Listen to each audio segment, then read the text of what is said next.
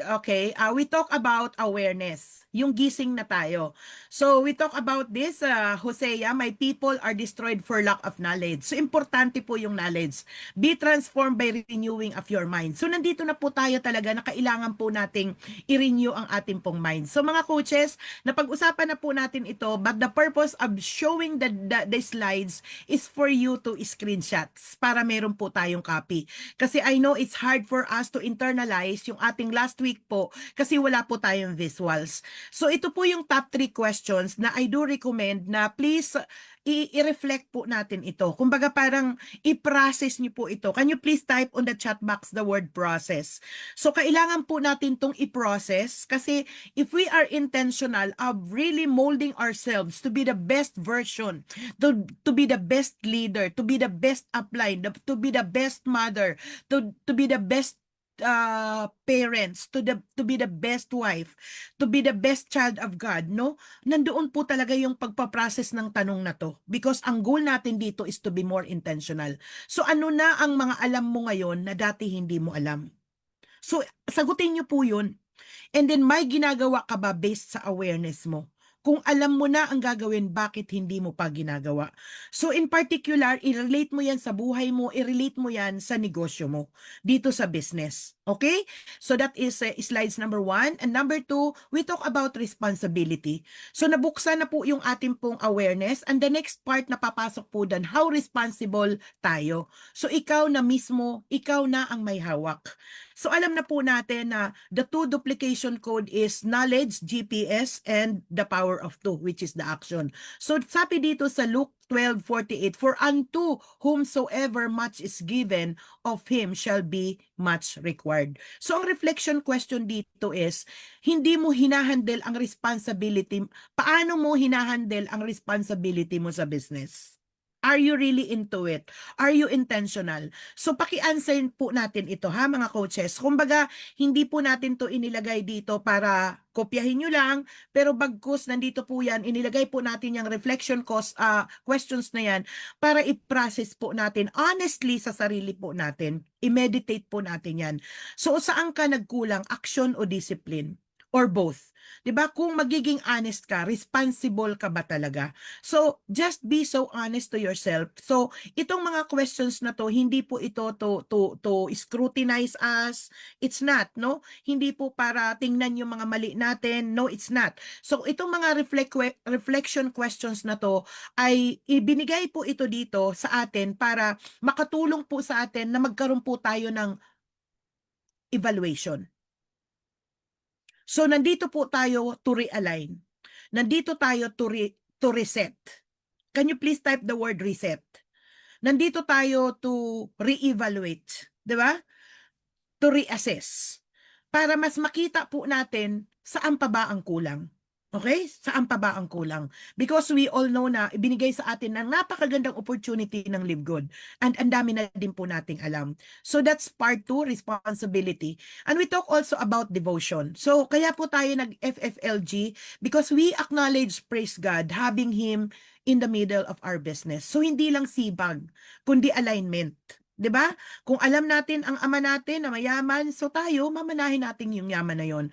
So sabi ng Proverbs 3:5-6, chapter 3 verse 5 to 6. Trust in the Lord with all your heart and lean not on your own understanding. In all your ways acknowledge Him and He will direct thy path. So sabi sa Matthew 6:3, ito po napakaganda nitong verse na to. At maganda po na ma-memorize natin itong dalawa po na verse na to. But seek ye first the kingdom of God and His righteousness, and all these things shall be added unto you. So ito talaga yung maging prayerful po tayo, tulad po ni Daniel. So reflection is my daily devotion ka ba o puro action lang tayo, hataw agad tayo? Ina-acknowledge ba si God sa decisions mo? Connected ka ba o pagod ka lang? So ito po yung reminder po sa atin na if we want to be structured leader, no? Nagbi-build tayo ng identity, we have to focus also on this. Okay? So that's part 3. Parts 4 are the consequences. Siyempre kung tayo po ay aware na, responsible, and we take the devotion, we will definitely get the positive consequences. May result ang lahat. But we know if we neglect, no, the responsibility especially as well as the devotion, or maybe hindi pa rin tayo aware bakit tayo naka-live good. So definitely yung consequences natin, alam natin kung ano po ang mangyayari. So sabi po dito sa Galatians 6 verse 7, whatsoever a man soweth, that shall he reap, or he also reap. So kung ano yung itinanim natin, yun yung ating pong aanihin. So ngayon dito, the reflection questions, no? Screenshot nyo na lang po ito, by slides. Ano ang bunga ng ginagawa mo ngayon? Nagkakaresulta ba? Nagkakaroon ba ng improvement? Nagkakaroon ba ng growth? Nagkakaroon ba tayo ng added on values, added on learning? Meron pang nadadagdag. So kung tuloy-tuloy ito for 90 days, ano kaya ang magiging result? Kung gusto mo ba ang direksyon ng buhay mo ngayon? Can you please give me an answer? So later, sa ating pong mga interrogations after this Zoom, we will go and discuss some of this. Okay? And part 5 is, nandun po tayo sa agreements. Pinag-usapan po natin yung mga setting rules para at least ito po yung ating magiging kultura. Ika nga, kumbaga ito yung mamanahin po ng ating pong organization. Parang sa pamamahay po, no? Pag ang ating pong pamilya, meron po tayong rules sa ating mga anak. Like for example, curfew na, kailangan ganito uuwi. Ngayon kung wala pang 18, talagang hindi ka pwedeng umalis nang hindi ka nagpapaalam. Yung mga ganun po, no?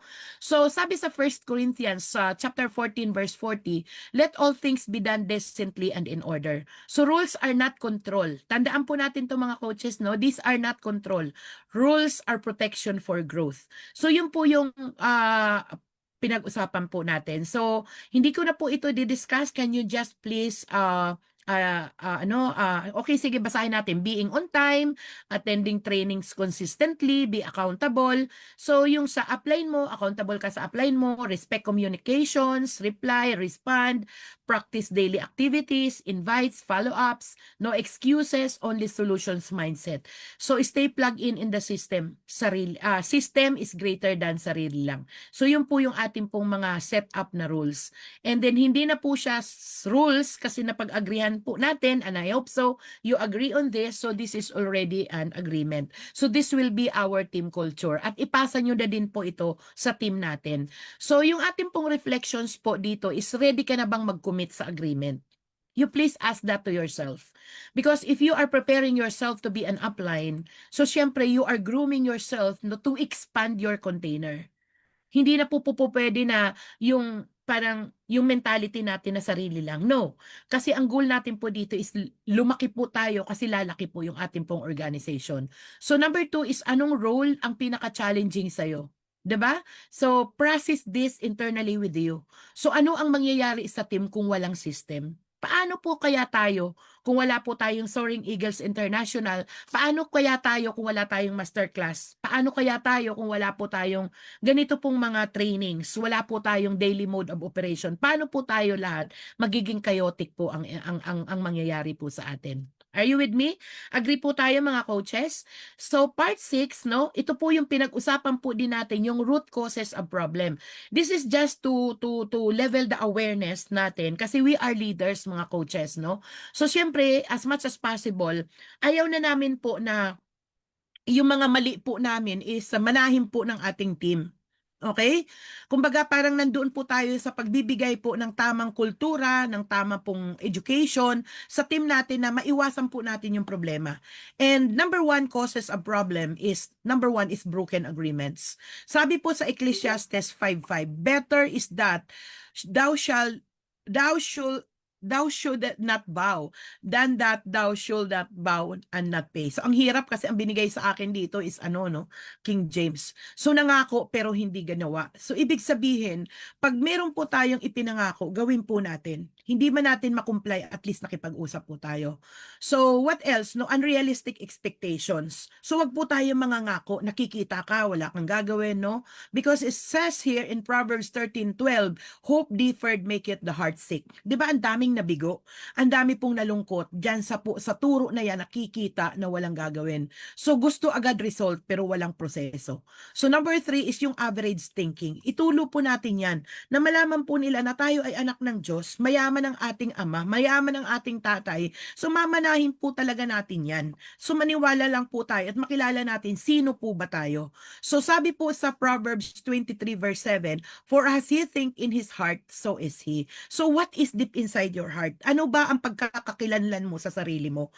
So kung small thinking, small result. Pero kung nararamdaman mo na lahat ng ating mga pinapangarap, gagawin natin, nasa Diyos ang awa, nasa tao ang gawa. So lahat po ito magmamaterialize. Amen po ba? Amen po ba? Kasi napakaganda po ng ating pong Live Good. Napakaganda na po ng ginagawa po natin dito sa ating pong community. At kailangan po natin na humawak po tayo sa sistema na meron po tayo dito and never, never listen to the lies of the enemy. Never, never listen to the distractions happening outside. Okay? So, growth activation module. Mga coaches, napakaganda po nito. So, paki-screenshot nyo na lamang po ito because this is very important pagdating po sa ating pong pag-i-evaluate sa growth natin po sa ating pong negosyo. So, number one, letter A is very important, the clarity of our vision. So, if you really want to rank up, you really want to increase your team, you really want to grow, ako guilty po ako dito because I am now focusing on my daily mode of operation. I'm now focusing on my power hour. Grabe po, pinagpipray ko po yung kay Lord na sana magkaroon na din po ako ng helper, sana ma-accomplish po ito. Alam ko guys, no, lahat po tayo may mga kanya, we are wearing a lot of hats, pero hindi po talaga tayo magsasucceed kung wala po tayong ilalaan po na power hour sa ating pong negosyo.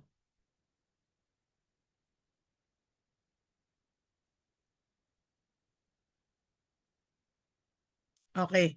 Okay, so may nag-chat lang po. So, dito, ang sabi po sa Habakuk 2 verse 2, and the Lord answered me and said, write the vision and make it plain up upon tables, and he may run that read it. So, imaginein mo, ito pong ating pong verse ay sinasabi na talagang yung vision po natin, make it clear. Planuhin po natin. So ngayon, ang specific questions po dito, ano ang specific goal mo sa Live Good in the next 30 and 60 days to 90 days? Be honest to your answer. Kaya hindi po natin to ipoprocess ngayon dito. Ang goal ko lang po is makopya po natin ito para kayo po ang mag-process nito. Amen po ba mga coaches? Okay lang po ba tayo na pinakikita natin sa screen yung mga questionnaires? Are you having your screenshot? Nag-i-screenshot po ba kayo? Because the moment you answer all these questions, this will be able to help you. Makakatulong po ito sa inyo sa pag-goal setting po natin. Sa ating pong resetting, sa ating pong re-evaluation. Ang laki pong tulong ng mga katanungan na to. Kasi sabi nga po ni Vincent Piale, okay? I read a book of Vincent Piale before, no? That the most powerful three-letter word na meron po tayo para maging successful, alam mo kung ano po yon? Letter A, S, K. Magtanong. So ngayon, itong mga katanungan na to, kailangan po natin talaga po itong sagutin para makita po natin mismo sa sarili nating pag-iisip, sa sarili po nating pag-i-evaluate na makita po natin ang kasagutan. So the first question that you are going to really answer it honestly to yourself, ano ang specific goal mo sa Live Good in the next 30, 60, and 90 days? Yung income mo, how much money do you want, the team size, the rank, and the activity. Ako, gustong-gusto ko pong maibalik yung pagiging diamond ko. Pinagpe-pray ko po that God will give me the leaders. Meron po sa aking nag-chat na naman ngayon. Alam mo kung ano pong sabi? How much is the entry fee in your business? Ganun po agad yung tanong. Parang ito yung ala Second Francis, no?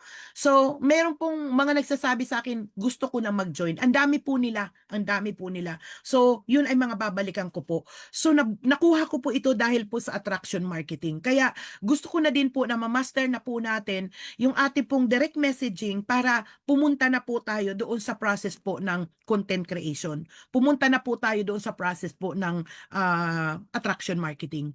So kung magiging consistent ka at ma-achieve mo ito, paano mababago ang buhay mo? Bakit importante sa iyo ang goal na to? So sagutin po natin yan. And ano ang deeper reason mo? Anong klaseng leader ang gusto mong maging habang inaabot mo ang goal mo na to?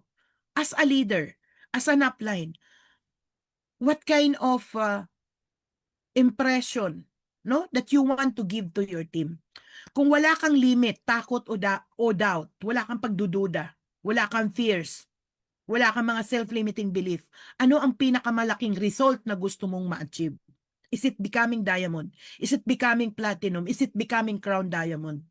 What do you really want? So if you're gonna answer all these questions, it would really help you internalized na matulungan tayo, na magkaroon tayo ng clarity ng ating goals dito sa Live Good. And the next is the reality check. Yung awareness po natin. We talk about awareness. We've been talking about awareness. At sabi po sa Lamentations chapter 3 verse 40, let us search and try our ways and turn again to the Lord. So yun, humataw po tayo doon, coaches dati, no? Coach Vic. Parang, yes, yeah, rarara tayo no? Tapos ngayon, bumabalik tayo, Lord, sorry po, nagkamali kami. Mali yung ginawa namin. Naintindihan po. So, ang maganda lang po sa atin, kasi mayroon tayong redemption. Pwede po tayong mag-repent. Alam niyo po yun, wala pong perpekto. Wala na, diyan sa mga yung mga Bible character na pag-uusapan natin, none of them are perfect. Si David, nangalo niya. Si David ay pumatay. Naintindihan po natin, pero sobra siyang itinalaga ng Diyos. So, anong point doon? Tayo po ay binigyan po ng Panginoon ng gift na pwede po tayong magbago. Pwede po tayong magsisi at pwede po tayong bumangon. Ngayon, dito po sa awareness, nasaan ka ngayon sa business mo? Sa mga invites mo, ginamit mo na ba yung 100 convo starter? Sa presentation, sa follow-up, sa income. Number 2, ano ang ginagawa mo consistently everyday sa negosyo mo? 'Di ba? It will help us find the answer. Ano ba talagang ginagawa ko? Minsan mafe-feel natin diyan yung guilt. Ano ang biggest challenge or limiting belief mo ngayon? 'Di ba? Parang I'm not enough. Yun eh. Matanda na ako. I used to be like that. Matanda na ako, hindi na ako matututo niyan. But those are lies. So saan ka nagkukulang? Activity ba o consistency? Nakikita mo ba ang gap between ang ginagawa mo at result na gusto mo? So mga coaches, I hope that you're gonna give time to pause, answer, and process each question. Because according to Vincent Piale, the greatest three-letter word na makakadala sa atin para maging successful is the word ask. So these questions are given to us for us to process. Process natin yung sarili natin na maging best version po talaga tayo. And letter C, what are the possibility? Ano yung mga options po natin? Kasi minsan, nagna-narrow down na po yung ating pong pag-iisip. Kumbaga parang hindi na po natin nakikita na parang ang sikip-sikip na, parang kumbaga sa daan, nandoon na lang tayo sa makipot na daan na parang akala natin hindi na tayo makakatakbo. So, sabi sa 1 Corinthians chapter 16 verse 9, for a great door and effectual is opened unto me, and there are many adversaries. So, normal lang po yun na magkaroon po talaga ng mga challenges. But the question right now is, what are your options? What are your strategies? So, yung guide questions natin po dito, ano ang pwede mong gawin para ma-improve ang daily activity mo? Using the 333 Faithful Framework, using your Power Hour. Was it that? Is it daily atomic habits? Is it discipline? Is it consistency? Is it commitment? What is that? 'Di ba? Sino ang pwede mong lapitan? Is it your upline para matulungan ka? Ano ang pwede mong baguhin sa current system mo para mas maging effective? Try to answer all those questions. So kung wala kang takot, doubt, anong bold action ang gagawin mo today? Ano ang isang bagay na hindi mo pa ginagawa ngayon na pwedeng magpa-level up sa'yo ng results mo? Imagine mo that kind of question. Alam ko po, mga coaches, marami pa po tayong kasagutan dyan. Na marami pa tayong mga options, marami pa tayong mga strategies na tayo mismo yung naglilimita. Na hindi natin na-execute, na hindi natin na-implement, na hindi talaga natin siya nagagawa. So these questions would really help us come up with a thorough evaluation. Where am I really heading? Saan po ba talaga ako pupunta? So I hope guys na you have time to screenshot this, at kung may mga part na na-miss kayo kasi nalalaglag kayo sa internet, have time to go back to the live presentations na meron po tayo. And by the way, no, mayroon po tayo nitong part na marireview nyo po ito. Just be intentional on our growth. Okay? So, letter D. Ito yung commitment check. So, evaluate yourself. What about your willingness? What about your action?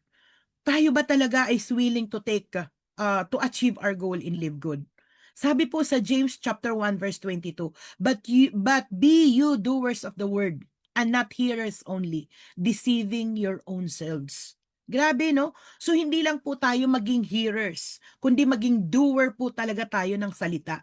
Na hindi po natin i-deceive yung mga sarili natin. Na yes, maaaring ang dami po nating wisdom, ang dami po nating alam, ang dami po nating mga brilliant ideas. But the question is, nai-implement ba talaga natin? 'Di ba? So, guide questions for us to process. Ano ang specific action na ikukumit mo starting today? Guys, for me, if you're gonna ask me, for me, it's really power hour. It's really power hour. I want to give a specific time kasi I'm wearing a lot of hats. Isipin mo, preparing this module, preparing this topic, preparing my content. Hindi po ako gumagawa ng excuse, no? Alam mo yung maghuhugas ka ng pinggan, maglilinis ka. Grabe yung trabaho po. Pero, I'm praying to God, no, na sana Lord, bigyan mo na ako ng helper. But I'm not still making an excuses. I still have to be disciplined. I need to be disciplined to take that focus, specific focus of taking a power hour. Kahit isang oras lang. Isang oras na uupo ka, na makikipag-usap ka intently. At tama yung sabi po ni Coach Vic, na pag isang conversation, nagtuloy-tuloy na po yan, medyo matagal na. But what is important is for you to show up. Tama ba? For you showing up. Because one person could change everything. One person could change your emotion. One person could change your focus. One person could change your energy. Like for example, mamaya tatawagin ko po si Coach Lilia. I hope nandito po siya. Sinabi niya, Coach, kagabi kausap ko siya, Coach, nilalagnat ako. Tapos ngayon na naman, tumawag na naman siya, Coach, nawala ang lagnat ko. Nawala ang lagnat niya. Eh paano kasi na, talagang nandun na yung momentum. May leader siya nakuha na talagang aggressive. And praise God for that.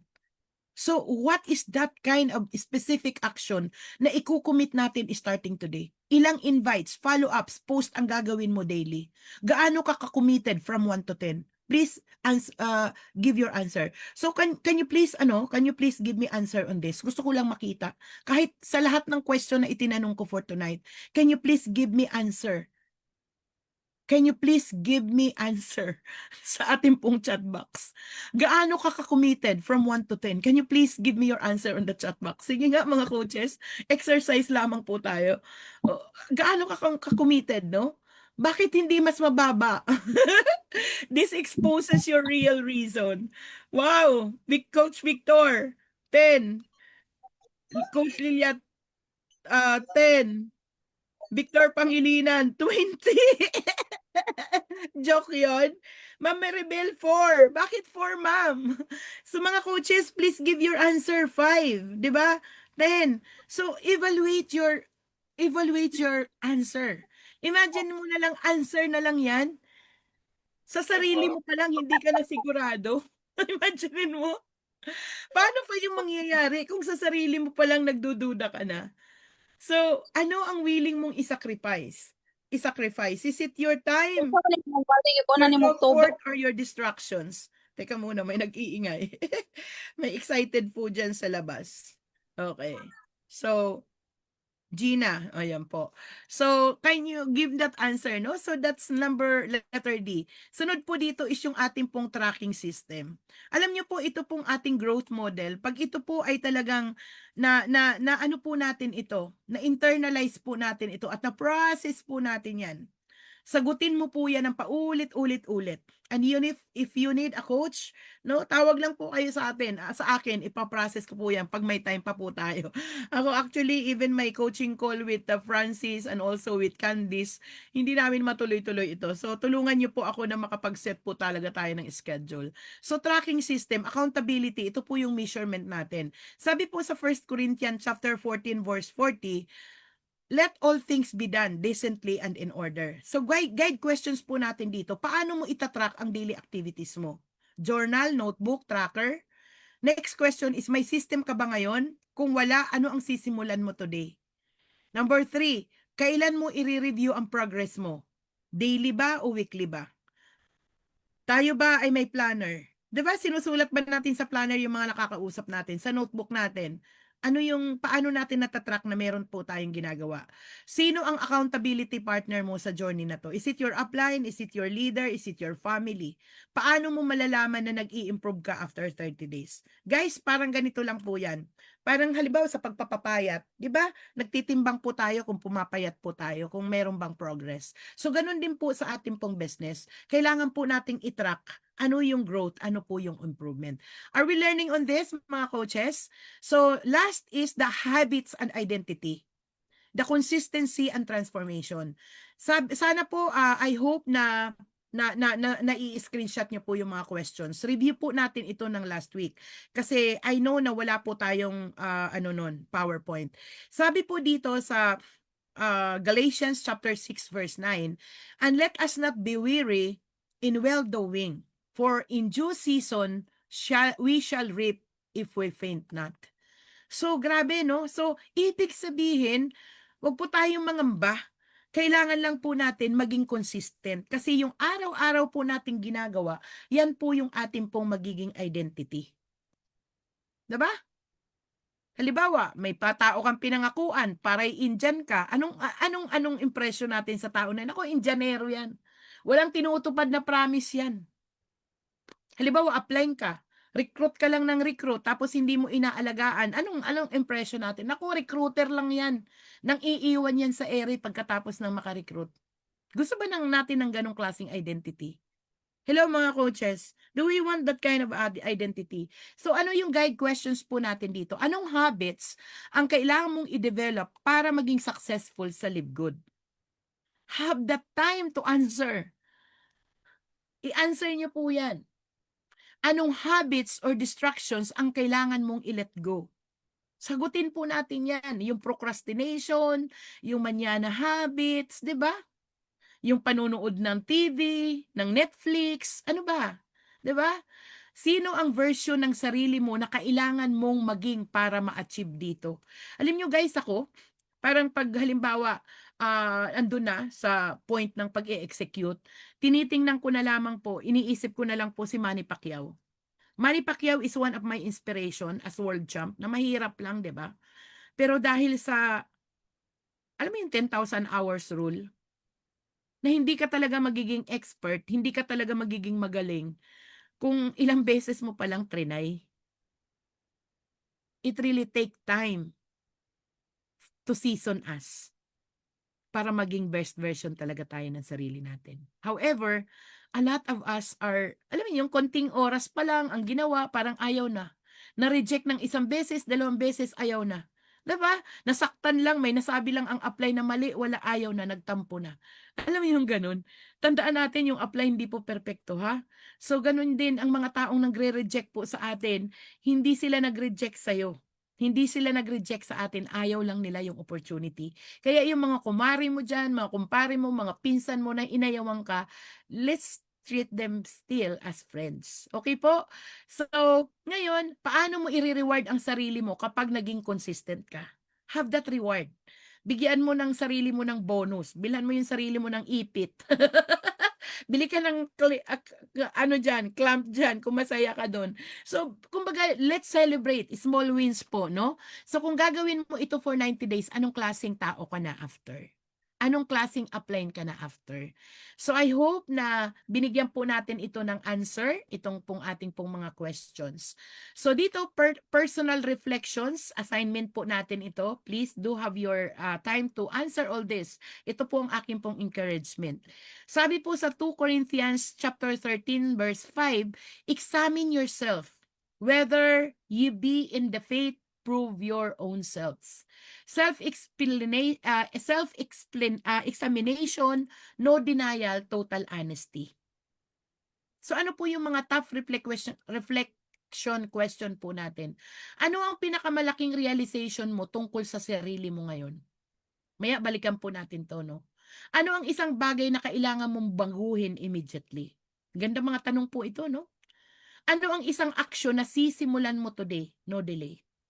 Ano ang commitment mo sa sarili mo for the next 30 days? Paano mo papatunayan sa sarili mo na seryoso ka na this time? Guys, who among you here would really answer those questions? Can you please give me your answer? Sa tingin nyo, pag sinagutan natin itong mga tanong na to, because me, myself, I would make a journal on this. I-journal ko po ito, ino-notebook ko po ito. Ito po yung mga questions na kailangan ko pong sagutin. At paulit-ulitin ko pong basahin. Basahin po natin ng paulit-ulit-ulit hanggang ma-remind tayo, ito pala yung mga key areas na kailangan kong i-improve. Are you with me? My question to you guys, no? Are we willing to process? Bili ako ng big bike, coach. Yes! Alam ko kasi mahilig kang magmotor. Coach, ang gaganda ng mga motor ni Coach Francis, di ba?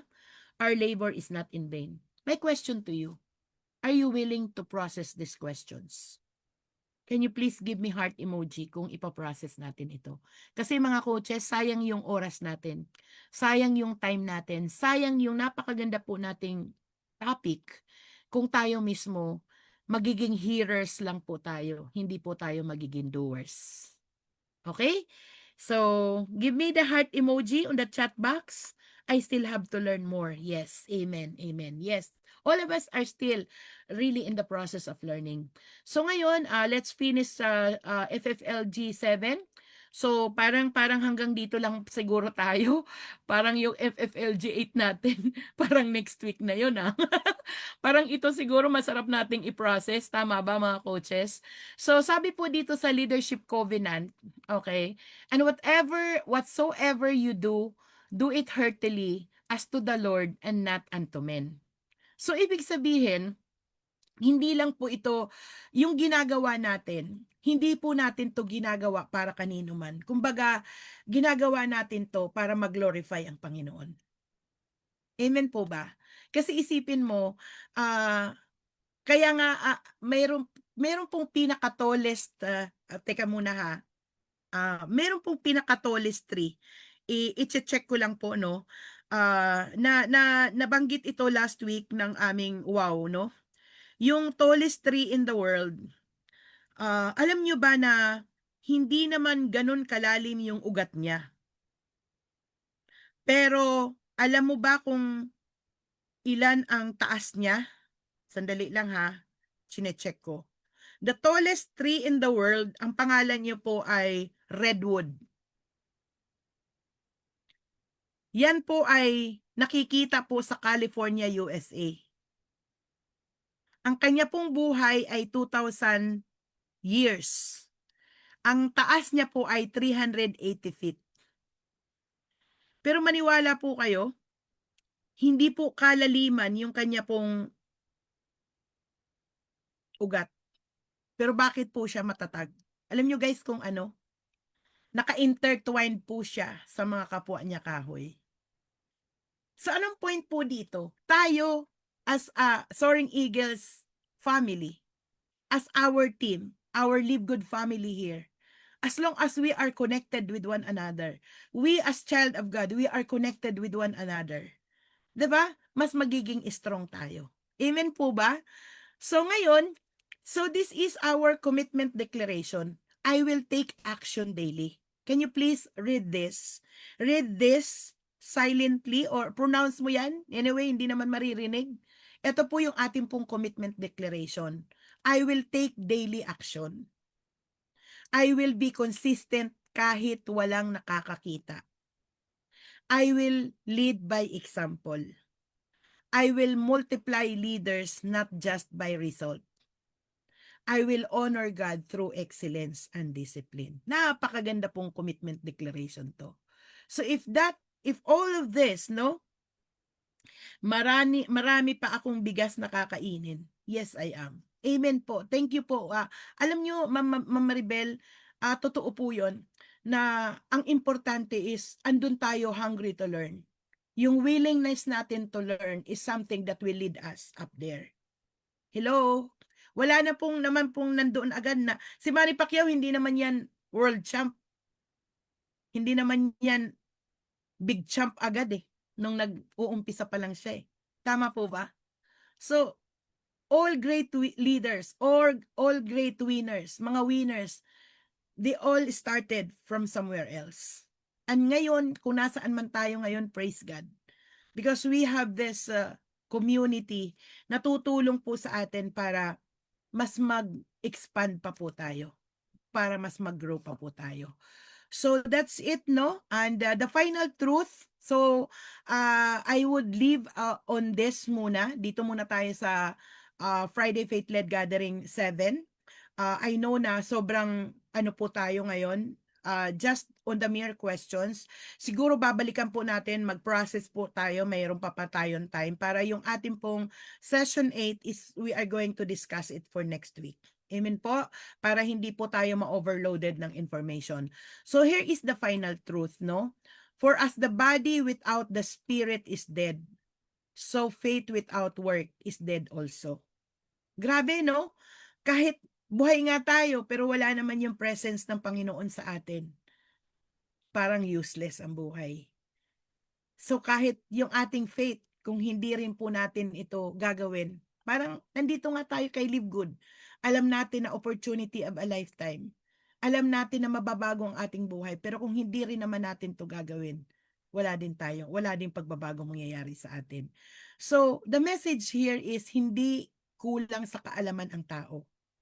Hindi kulang sa opportunity, kundi kulang sa action. So that's the final truth. So masakit man pong aminin, but that's the truth, na general truth na nag-a-apply po sa majority. And allow me to share this closing quotation na hindi ang dami ng natutunan mo ang magbabago ng buhay mo, kundi ang dami ng ina-apply mo araw-araw. So actually, it's not important eh. Kumbaga, what matters, no, is not the thing that we learn from the Zoom, from the training, from the books we read. But what about the implementation? Nag-implement ba? Ginawa ba natin yung mga bagay na natutunan natin? So, your future in Live Good is not decided by your dreams, but it is decided by your daily discipline. Yes, mataas ang pangarap natin, gusto nating maging diamond, gusto natin lumaki ang ating pong organization, pero if we are not disciplined enough to take action, we are not consistent enough to take that action, to focus on building the organizations that we wanted to be, lahat po ng mga ito ay magiging useless. So guys, no, consistency is the proof that you are serious without your calling. At sa lahat po ng mga nandito po sa Zoom, keep fighting on. Sa mga na patuloy po na nagpa-plug in, naniniwala po ako sa inyo na once you take these lessons as a great learning to you, and you are going to put that into action, a serious action, maniwala po kayo, hindi po yan masasayang. As long as you are conscious, you are aware what's really going on, na maybe after answering all the questions na pinag-usapan po natin, marami na pong mga sagot na naglalaro dyan sa isip mo. And I do encourage everybody to please answer po the questions given. So ito pong ating pong paki-screenshot nyo po yan. Screenshot nyo po. Ngayon kung na-miss nyo po, punta po kayo doon sa academy. Naka-live po ito. You can have that copy, no? Pwede po natin yang i-screenshot para i-process po natin step by step. Sagutan po natin step by step. So guys, no, that's